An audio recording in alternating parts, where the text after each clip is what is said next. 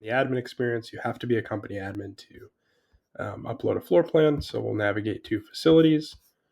We will use stone and barrel. And then we'll go over to floor plans here. We will add a record, and you would call this whatever you want. And